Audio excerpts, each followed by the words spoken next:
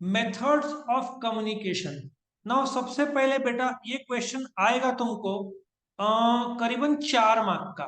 Answer in brief आ सकता है या लेटर तो राइटिंग में तो नहीं आएगा, तो 4 मार्क का एक्सपेक्ट तुम कर सकते हो। ठीक है। सो ये जो क्वेश्चन है मेथड्स ऑफ कम्युनिकेशन, आप जब भी लिखोगे आप एग्जाम्पल जरूर यूज करना। तो इसमें वर्बल या ओरल कम्युनिकेशन आप स्पोकन शब्द से करते हो, स्पोकन शब्द से करते हो। ठीक है, उसको हम क्या बोलेंगे? Oral communication. अब स्पोकन किस हिसाब से होगा? आप जॉब में इंटरव्यू दे रहे हो, आप स्पीच दे रहे हो, आप मोबाइल में बात कर रहे हो, आप व्हाट्सएप कॉल कर रहे हो, आप लैंडलाइन से कॉल कर रहे हो, मोबाइल में नॉर्मल कॉल कर रहे हो। So that is a form of oral communication. लेकिन इसमें एक एडवांटेज भी रहता है कि आप तुरंत सामने वाले को ओरल कम्युनिकेशन से कन्विंस कर सकते हैं। कई बार जो आगे रिटर्न कम्युनिकेशन आएगा उसको डाउट आया तो वो आपको वापस रिटर्न फॉर्म में मांगेगा, तो बहुत टाइम जाता है। तो सेल्समैन के लिए सबसे बड़ा गुण जो जरूरी है is ability to speak orally. Technical knowledge तो लगता ही है एक सेल्समैन को, लेकिन इफ ओरल कम्युनिकेशन करना है तो उसके पास टेक्निकल नॉलेज और ओरल कम्युनिकेशन का क्या चाहिए? स्किल चाहिए। ओरल कम्युनिकेशन में ability to talk to group, ability to convince others बहुत जरूरी है। आया समझ में? आप जब भी कोई इंटरव्यू में जाओगे, वो एक पेन सामने रख देगा और बोलेगा पेन बेच, कश्मीर में फ्रिज बेच। समझ में आ रहा है? ऐसे फिर आपको इंटरव्यू में आपको कन्विंस करना है। ठीक है। So next is non verbal communication. मैं आपको एक वर्बल कम्युनिकेशन का एक स्किल्ड एग्जांपल बताता हूं। एक आईएम्स का इंटरव्यू चल रहा था। ठीक है, इंडियन इंस्टीट्यूट ऑफ मैनेजमेंट का। जो जो ग्रुप ले रहा था इंटरव्यू, और यहाँ पे एक आदमी था मिस्टर ए। उन लोगों ने उसको पूछा, मिस्टर ए को, कि हम आपको एक वन डिफिकल्ट क्वेश्चन, ठीक है, पूछे या 10 इजी क्वेश्चन पूछे। ठीक है। तो मिस्टर ए ने बोला कि आप मुझे एक डिफिकल्ट क्वेश्चन पूछो। किसको? जो इंटरव्यू ले रहे थे, ओरल इंटरव्यू चल रहा है। उन लोगों ने पूछा मिस्टर ए को, पहले अंडा आया क्या मुर्गी? क्या पूछा? पहले अंडा आया क्या मुर्गी? तो मिस्टर ए ने बोला कि पहले मुर्गी आई। तो ग्रुप ने बोला अंडा क्यों नहीं? मिस्टर ए ने एक ऐसा जवाब दिया कि उसको तुरंत एडमिशन मिल गया। क्या जवाब दिया उसने? उसने बोला सर आपने एक डिफिकल्ट पूछा था, आप दूसरा पूछ नहीं सकते। समझा? Oral communication. ओरल कम्युनिकेशन, उसने जो भी एग्जाम रिटर्न दिया था उसमें मानते हैं अच्छे मार्क्स, लेकिन एक आंसर और उसको ये मिल गया। मैं एक और एग्जांपल आपको दूंगा नॉन वर्बल का। वैसे एक बहुत सारे एग्जांपल्स हैं, लेकिन चलो एक और आपको दे देता हूं। मोरारजी देसाई एक समय के अपने फिनेंस मिनिस्टर थे, गवर्नमेंट ऑफ इंडिया। लेकिन फिनेंस मिनिस्टर से पहले एक जॉब के लिए गए थे, तभी वो पॉलिटिक्स में नहीं थे, गवर्नमेंट में नहीं थे। तो एक कंपनी में गए, लेट अस टेक एग्जांपल कि वो कंपनी एबीसी कंपनी है। उनको 3 कैंडिडेट चाहिए थे, एक्स वाई जेड, और उन्होंने तीनों को ले लिया था। अब मोरारजी देसाई को इंटरव्यू के लिए बुलाया था तो हटा तो नहीं सकते। उनको एक्स वाई जेड 3 लोग चाहिए थे, उन्होंने तीनों को चुन लिया था।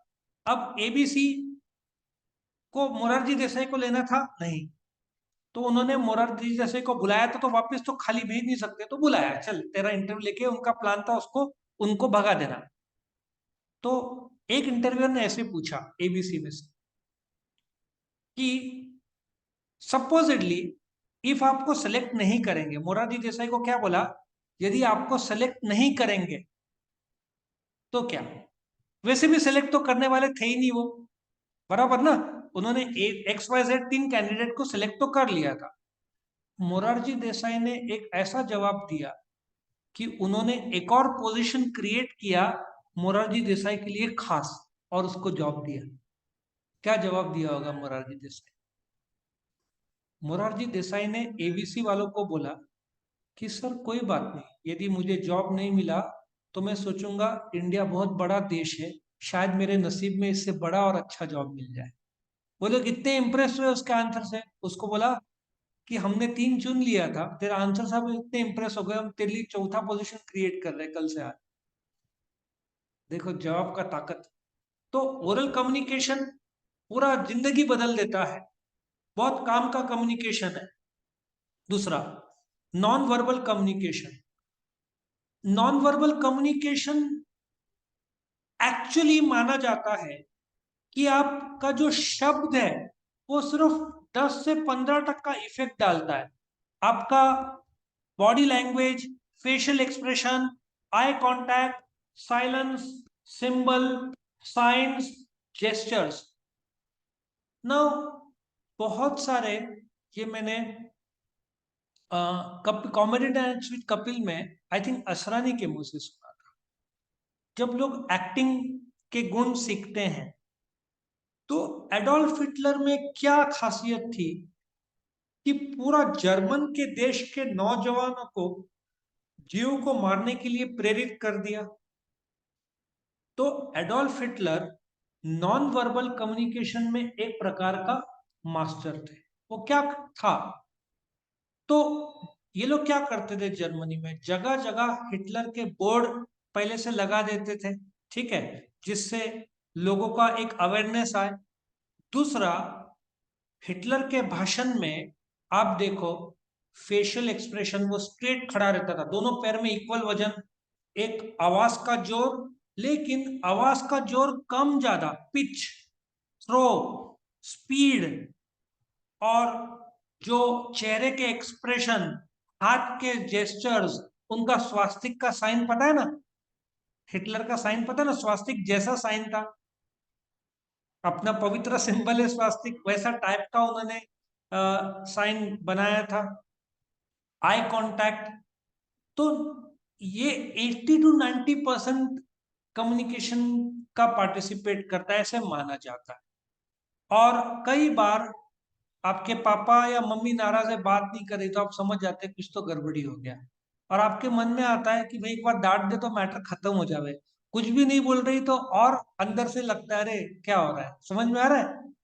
तो नॉन वर्बल कम्युनिकेशन बहुत पावरफुल माना जाता है। और एक्टिंग में वो मोमेंट्स ऑफ साइलेंस, बोलने से पहले, ये सब बहुत बड़े चीजें हैं जो असर करते हैं। जब मीटिंग चलता है तो आपको सिखाया, स्पाई पता है ना, स्पाई,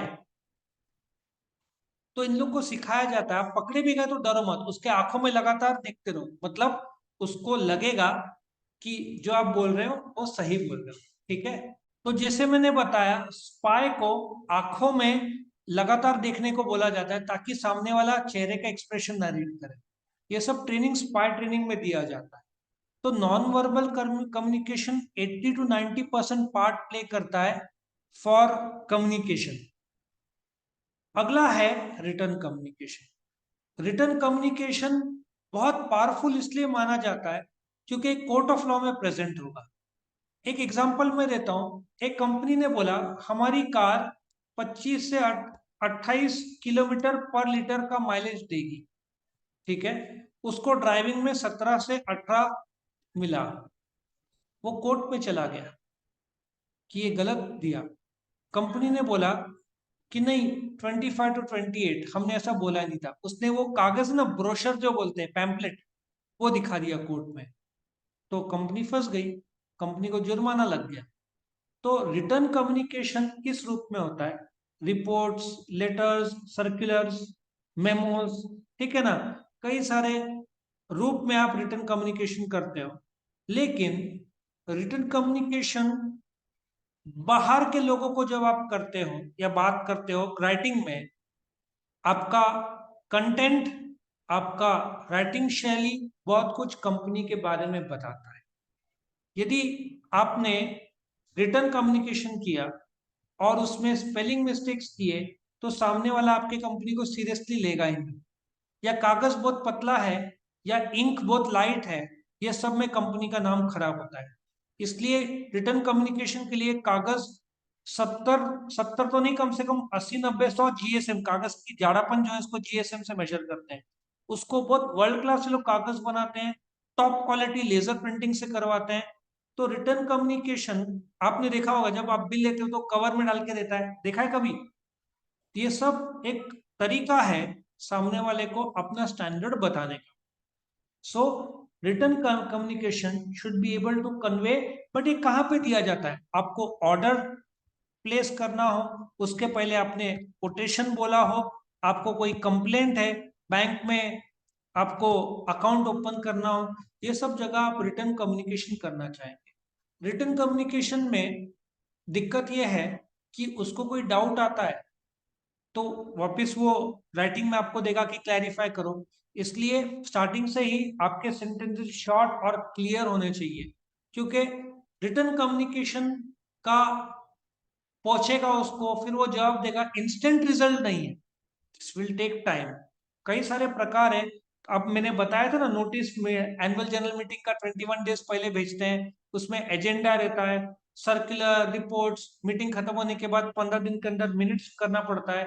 एक कंपनी में आग लग गई, क्यों लग गई, उसका रिपोर्ट बनाना पड़ता है। सबके लिए कॉमन सर्कुलर की कंपनी का टाइम 8 से 5 के बजाय 9 से 6 हो रहा है, ठीक है ना?